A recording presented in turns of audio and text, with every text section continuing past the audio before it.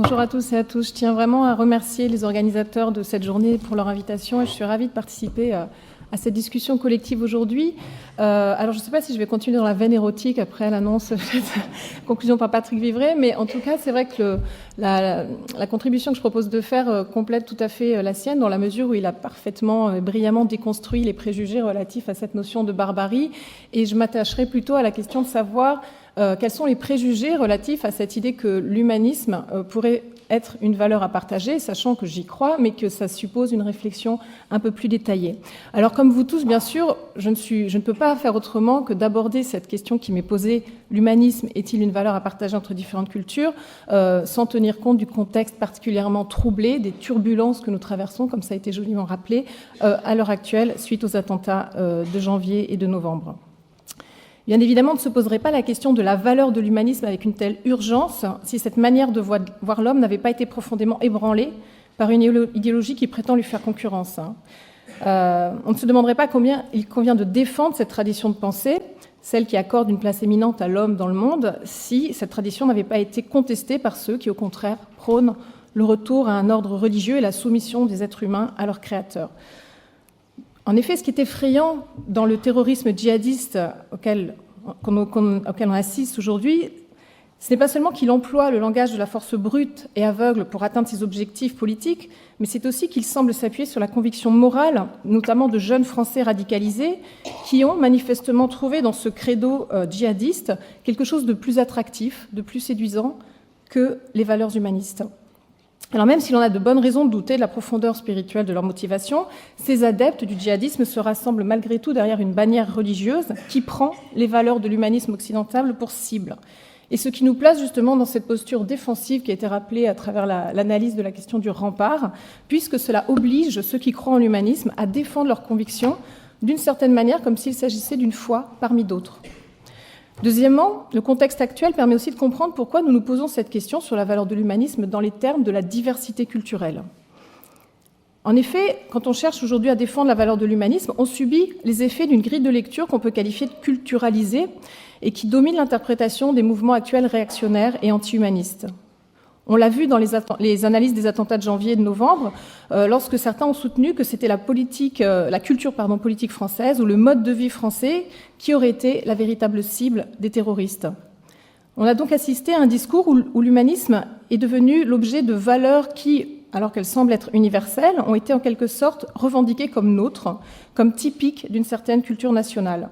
Ça a été le cas en janvier à travers l'analyse de la liberté d'expression, puisqu'on sait bien que ce principe est reconnu dans toutes les grandes démocraties, mais il a été défendu à travers l'héritage explicite des Lumières françaises, et on a vu comment l'ironie et l'irrévérence de Voltaire étaient venues consacrer culturellement le droit au blasphème. C'est encore le cas plus récemment avec les attentats de novembre, certains ont défendu cette idée, et Jean-Pierre Seize l'a rappelé, que les terroristes avaient visé un certain mode de vie jugé typiquement français, celui de la jeunesse libérée et cosmopolite qui peuple les terrasses des cafés parisiens,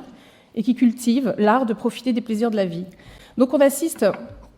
à cette culture humaniste qui est de plus en plus associée à un mode de vie français, s'opposerait symétriquement la vision d'une menace étrangère, largement associée dans l'opinion publique au problème d'intégration des musulmans en France, si bien qu'il résulte de cette opposition une tendance réelle à considérer que ce qui se joue derrière l'affrontement entre les valeurs humanistes d'un côté et la réaction religieuse de l'autre a partie liée avec des problèmes de repli identitaire et de distance culturelle.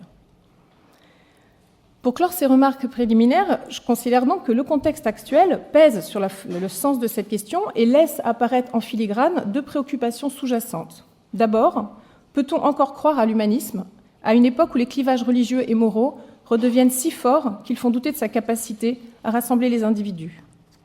Ensuite,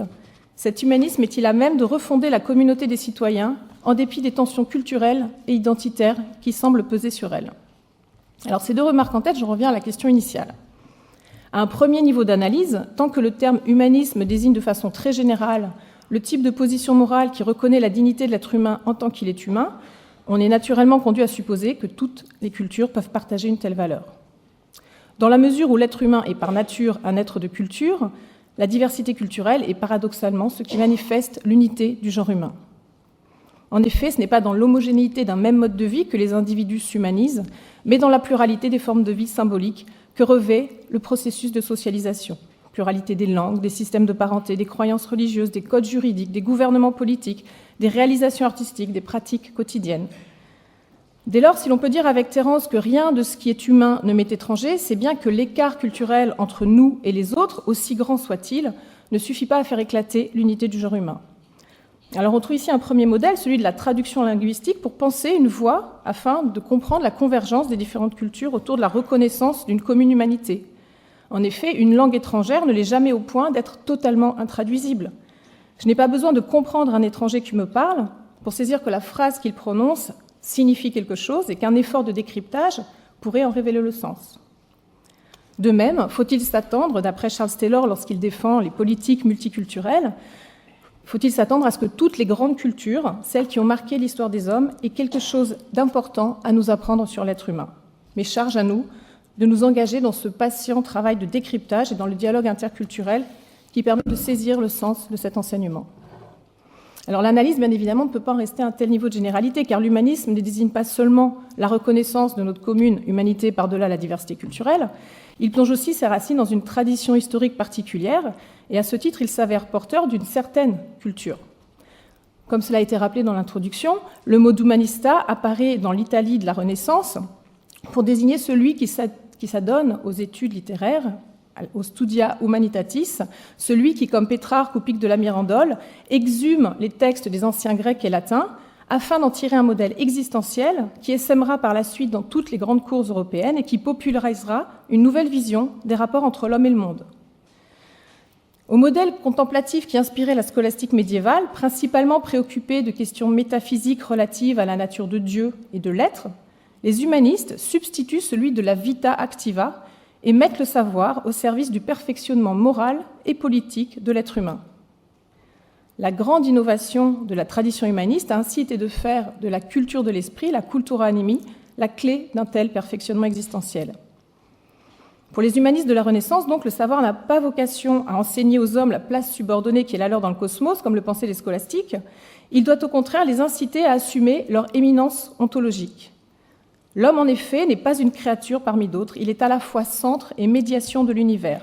La formation de l'esprit qu'il acquiert au contact de la sagesse des anciens est ce qui lui permet de s'arracher à l'animalité à laquelle il appartient par son corps et ses pulsions. L'homme s'affirme ainsi comme un médiateur entre plusieurs niveaux ontologiques, entre le sensible et l'intelligible, entre la matière et l'esprit, à l'image du centaure qui occupe une place centrale dans l'imaginaire des humanistes. Ramenée à ses origines historiques, la tradition de l'humanisme européen se présente donc comme l'un des soubassements culturels de la modernité occidentale. On y trouve les prémices de plusieurs tendances qui s'affirmeront par la suite dans les grandes œuvres théoriques et philosophiques de la modernité, et j'en mentionnerai rapidement 3. Une tendance qu'on peut qualifier de rationaliste, qui repose sur la confiance dans la capacité de l'individu à s'arracher de l'ordre des choses par les seules ressources de sa raison. Une tendance qu'on peut qualifier d'anticonformiste, c'est-à-dire qui valorise l'esprit critique contre l'autorité de la tradition. Et enfin, une tendance qui s'affirmera plus tard avec la science moderne, techniciste, qui valorise la maîtrise technique de l'environnement. Alors, ce rappel historique permet immédiatement de voir les difficultés qu'il y a à rassembler différentes cultures autour de cette forme culturelle qu'est l'humanisme européen. On voit bien que toutes les cultures n'envisagent pas dans les mêmes termes la culture de l'esprit, ni le type de perfectionnement humain que cette culture de l'esprit est censée réaliser. Tandis que la culture humaniste insiste sur l'autodétermination de l'individu par sa raison, la culture confucianiste, par exemple, valorise l'inscription de l'individu dans sa communauté et accorde un rôle crucial au culte des ancêtres et au respect des traditions. Là où la culture humaniste voit dans la vita activa la clé de l'émancipation humaine, la culture bouddhiste, au contraire, insiste sur la nécessité du détachement absolu du monde afin de sortir du cycle infernal des souffrances liées au désir. Alors que la culture humaniste adopte sans réserve une vision anthropocentrique du monde, la culture hindouiste ne sacralise pas l'homme aux dépens des animaux, mais réserve une part de divinité à ces derniers, une part de divinité qui s'étend jusqu'aux choses dans les cultures animistes. Enfin, de façon plus générale, la culture humaniste parle peu aux cultures traditionnalistes, puisqu'elle reste attachée au respect des dogmes et des devoirs religieux et qu'elle ne croit pas que la raison puisse donner sens à l'existence humaine sans les enseignements de la foi. Alors, ces quelques exemples suffisent pour rappeler que la diversité culturelle manifeste une gamme extrêmement variée de systèmes de représentation et de croyances, et que cette variété peut conduire à des désaccords moraux profonds quand il s'agit de répondre aux grandes questions existentielles. D'après le philosophe libéral John Rawls, ce type de désaccord est un des faits incontournables du monde moderne qui est né de l'expérience des guerres de religion, un fait qu'il appelle le fait du pluralisme avec lequel nous devons composer, c'est-à-dire que nous devons cesser de croire, renoncer à l'illusion selon laquelle nous pourrions réduire cette diversité des valeurs en rassemblant les hommes autour d'un même credo moral, celui de l'humanisme dans sa version occidentale notamment. Ce qu'il faut éviter à tout prix aux yeux d'un libéral comme Rawls, ce serait de tomber dans l'écueil d'un humanisme intolérant. Même si l'humanisme semble à première vue défendre des valeurs universelles, puisqu'il met en avant la capacité de tout homme à s'autodéterminer grâce au pouvoir de sa raison, il peut se transformer en une philosophie sectaire à partir du moment où il prétend imposer cette conception de la vie et du monde à des personnes qui n'y adhèrent pas. Pour Rawls, c'est la tolérance qui s'impose face à ce type de désaccord moral, et cette tolérance ne doit pas nous amener à en conclure que l'on tombe dans un relativisme moral. Tel que la défend John Rawls, on peut voir au contraire une voie théorique pour penser le rapprochement des différentes cultures autour du respect de la dignité humaine. Et dans cette perspective, plutôt que d'envisager l'humanisme comme une valeur morale substantielle qui repose sur une certaine métaphysique et qui engage un idéal particulier de la perfection individuelle, la tolérance inviterait à revisiter l'humanisme comme un principe politique qui resterait agnostique quant à la signification ultime de l'existence humaine. Cette voie de la tolérance libérale ne renonce pas complètement à la visée rationnelle de la tradition humaniste, seulement elle reformule cette visée rationnelle en des termes plus modestes. La tolérance exige des citoyens aux croyances diverses qu'ils soient raisonnables, c'est-à-dire qu'ils acceptent de justifier les termes de leur vie commune à partir de raisons suffisamment neutres moralement pour être acceptables de tous. Mais ces raisons que Rawls qualifie de politiques restent relativement indépendantes des raisons morales qui guident leur existence. Les Amish, pour reprendre son exemple, admettent ainsi la liberté de conscience comme un principe politique, puisque c'est le seul qui permette à des personnes aux croyances diverses de cohabiter ensemble, mais ils n'en font pas une valeur morale intrinsèque, puisqu'ils considèrent au contraire qu'il est extrêmement condamnable pour un membre de leur communauté de renoncer à sa foi. Donc dans cette perspective de la tolérance libérale, la raison ne représenterait plus la faculté qui permet à l'homme de réaliser un certain type de perfection morale, elle serait seulement ce qui permet aux individus de se retrouver autour de principes communs, en dépit de leurs désaccords moraux profonds. Alors que faut-il penser de cette voie politique qui se présente comme un antidote au danger d'un humanisme intolérant et sectaire ? Une première difficulté vient du fait que le consensus politique auquel pense Rawls n'offre pas un véritable modèle de partage. Il repose au contraire sur l'idée que les citoyens doivent mettre entre parenthèses leurs convictions religieuses, morales et philosophiques lorsqu'ils s'adressent à leurs concitoyens. Non qu'ils doivent y renoncer personnellement, mais simplement parce que ce type de raison, publiquement, n'est pas acceptable par tous. À ce titre, on voit bien que la tolérance dessine plus le modèle d'une cohabitation interculturelle que celui d'un véritable dialogue interculturel. Ensuite, la tolérance induit une vision biaisée des groupes culturels, puisqu'elle semble présupposer qu'il existe de facto des cultures libérales d'un côté, à savoir celles qui sont héritières de l'humanisme occidental, et des cultures traditionnelles de l'autre, celles qui seraient étrangères à cette culture, et que la seule question pertinente à se poser serait celle du consensus qu'il est possible d'établir entre elles. Or, un tel présupposé pose évidemment problème, car il induit une vision essentialisée des groupes culturels. Pourquoi supposer en effet que certains groupes culturels seraient en tant que tels spontanément attachés à la liberté individuelle et aux vertus émancipatrices de la raison, quand d'autres seraient naturellement traditionnalistes et conservateurs ? Pourquoi figer ainsi les cultures, comme si chacune d'elles constituait une vision du monde unifiée et homogène ? D'abord, il est évident que chaque culture est traversée par une diversité de courants d'interprétation et d'évaluation des croyances dont elles sont porteuses. C'est très clair dans le cas des cultures religieuses que j'ai citées comme exemple de pluralisme des valeurs, puisqu'on trouve au sein de chacune d'elles des courants fondamentalistes et rigoristes qui s'opposent à d'autres courants libéraux et modernistes. Ensuite, les exemples que j'ai donnés ne doivent pas occulter le fait que la diversité culturelle excède évidemment largement le champ de la diversité religieuse. Pensons aux cultures nationales, aux modes de vie qui sont inspirés par certains courants artistiques, la culture rock, la culture rap, ou qui sont associés à certains groupes minoritaires, la culture gay, ou à certains groupes sociaux, la culture jeune. La variété de ces exemples suggère que même lorsqu'on s'intéresse aux cultures qui sont étroitement corrélées aux religions, la culture possède toujours plusieurs dimensions. D'abord, une dimension cognitive, qui se rapporte au dogme, où la religion désigne un certain discours de vérité sur le monde. Une dimension plus subjective, celle de la foi, où la religion renvoie à une certaine manière pour l'individu de se rapporter à la divinité. Et enfin, une dimension pratique, où la religion se rapporte aux rites, aux cultes, autour desquels une communauté humaine se constitue et dans lesquels elle se reconnaît. Dans cette dernière dimension, qui se manifeste surtout au travers d'un mode de vie, de pratiques collectives, ce ne sont pas tant les convictions métaphysiques et morales des individus qui comptent que leur sentiment d'appartenance et leur rapport d'identification à ses membres. Adopter une vision plus large et diversifiée des faits culturels conduit ainsi à cesser d'envisager les cultures comme des entités indépendantes, préétablies, pour les analyser plutôt dans leur rapport dynamique.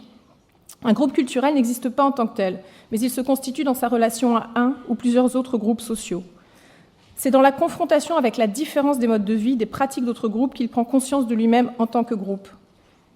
Il arrive aussi que le groupe soit parfois le produit d'une assignation qui lui est extérieure, comme on l'a pu observer dans le cas des Juifs assimilés de l'Allemagne des années 30, puisque c'est l'antisémitisme ambiant qui les a conduits à prendre conscience qu'ils étaient identifiés comme juifs. Par ailleurs, un individu, bien sûr, n'appartient jamais à un seul groupe, mais partage des affinités culturelles avec différents types de groupes. Or, cette perspective sur les groupes culturels, qui les envisage dans leur dimension interactive, dynamique et plurielle, invite à changer de regard sur l'idéal humaniste. On peut alors envisager autrement le problème que soulève le fait de l'ériger en valeur commune. Il ne s'agit plus ici de reprocher à l'humanisme d'imposer une vérité morale à laquelle des personnes issues de cultures différentes n'adhéreraient pas, celle de l'émancipation individuelle par la raison notamment, mais plutôt de devenir attentif à la façon dont cet idéal lui-même a pu contribuer à bâtir des frontières entre les groupes humains et à construire les différences culturelles. En effet, l'idéal humaniste, bien qu'attaché à une vision universelle de la dignité humaine, est né, comme je l'ai rappelé, sous une forme particulière, celui du contexte de la Renaissance italienne. Il a ainsi contribué à faire d'une forme de vie particulière une norme culturelle à l'aune duquel les Européens en sont venus par la suite à comparer, évaluer et hiérarchiser les groupes humains qui leur semblaient tout simplement différents d'eux parce que leur apparence n'était pas la même, leur langue différait, leurs pratiques les surprenaient.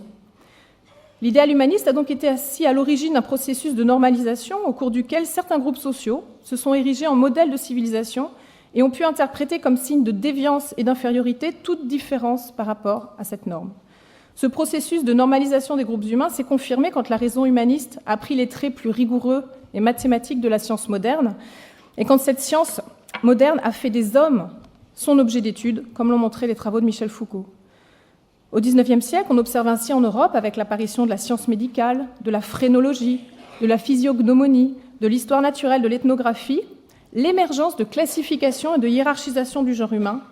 par lesquels les hommes blancs européens, qui détenaient alors le monopole du savoir, ont pu abaisser des peuples entiers au rang de race inférieure. On retrouve alors à l'œuvre, dans le racisme scientifique qui se développe, la dualité originelle établie par les humanistes italiens entre la part corporelle et la part rationnelle de l'être humain. Dans le discours moderne des sciences humaines, cette dualité vient consacrer l'opposition entre occidentaux et orientaux, entre blancs et noirs, entre hommes civilisés et hommes sauvages, les seconds étant jugés encore ancrés dans la nature, proches de l'animal, toujours asservis par leurs pulsions. On voit donc qu'historiquement, l'idéal humaniste a pu être à l'origine d'un processus d'impérialisme culturel dans lequel un groupe social a universalisé son expérience et l'a institutionnalisé comme norme. Alors, il devient difficile, face à cette situation, de rassembler les différentes cultures autour de la valeur de l'humanisme. Mais cette difficulté ne tient plus à présent à un éventuel désaccord moral entre visions du monde opposées. La difficulté tient à présent au processus d'invisibilisation que subissent les groupes culturels ainsi assignés à leurs différences. Alors on pourrait croire qu'aujourd'hui les dérives de cette raison moderne appartiennent au passé, puisque les pseudosciences raciales ont été infirmées par les découvertes de la génétique. Pourtant, les normes qui ont justifié explicitement, fut un temps, la supériorité morale des personnes qui détenaient le savoir, semblent toujours avoir des effets profonds sur la structuration des groupes sociaux. Les groupes victimes de racisme, mais on peut étendre la question au sexisme, au jeunisme, à l'hétérosexisme, continuent de subir des formes d'impérialisme culturel dans la mesure où la culture dominante tend toujours à les enfermer dans leur corps, généralement un corps jugé pathologique, abject, qui suscite la méfiance. Tandis que cette culture laisse aux dominants l'illusion de croire qu'ils incarnent un sujet normal, capable de raison et de jugement critique. Pour ces groupes dominés, faire l'expérience de l'impérialisme culturel, comme l'a souligné la philosophe Iris Marion Young, repose sur cette expérience très paradoxale qui consiste à la fois à être invisible et hypervisible. Invisible parce que leur expérience propre et leur forme de vie particulière ne sont pas prises en compte par la culture dominante, mais hypervisible parce que le dominant marque le dominé d'un stigmate, lui impose une identité stéréotypée et dégradée dans laquelle il ne se reconnaît pas. Faut-il en déduire que l'humanisme est intrinsèquement impérialiste et qu'à ce titre, il est condamné à monter les groupes culturels les uns contre les autres au lieu de les rassembler autour d'une valeur commune? Ce serait évidemment une conclusion trop rapide, puisque l'on voit bien que la critique de l'impérialisme culturel a elle-même besoin d'un certain idéal humain pour faire sens. L'impérialisme culturel est condamnable précisément parce qu'il opprime certains groupes et qu'il empêche leurs membres de s'épanouir en tant qu'humains. Dès lors, loin d'être obsolète, l'idéal humaniste garde un sens, à condition toutefois de s'arrimer fortement à une conscience critique, une conscience capable de déconstruire les processus sociaux qui stigmatisent certains groupes culturels et qui les réduisent au silence en les marginalisant. Or, une telle conscience critique ne peut pas exister, comme le pensaient les premiers humanistes, sans raison ni faculté de juger, même si la raison dont l'humanisme critique a dorénavant besoin ne peut plus se contenter des formes qu'elle a prises à l'origine, mais doit compter avec l'évolution des sciences et du savoir. C'est donc, me semble-t-il, sur la voie de cet humanisme critique qu'il faut s'engager résolument si l'on veut répondre correctement aux deux sous-questions que j'ai posées pour commencer. Je les rappelle. D'abord, peut-on croire à l'humanisme à une époque où les clivages religieux et moraux semblent redevenir si forts qu'ils font douter de sa capacité à rassembler les individus? Et seconde question, cet humanisme est-il à même de refonder la communauté de citoyens en dépit des tensions culturelles et identitaires? Face à ces interrogations, l'humanisme critique invite à ne pas réduire l'idéal humaniste à un type de croyance parmi d'autres, mais à rappeler au contraire sa capacité à transcender les clivages moraux. L'humanisme en est capable précisément si on ne l'envisage pas comme une vision du monde déterminée, mais plutôt comme un opérateur critique, capable de débusquer les biais culturels qui confortent les processus d'oppression et capable, en déconstruisant l'illusion de la culture majoritaire à incarner l'universel, de réhabiliter dans leur dignité les formes culturellement diverses de notre humanité.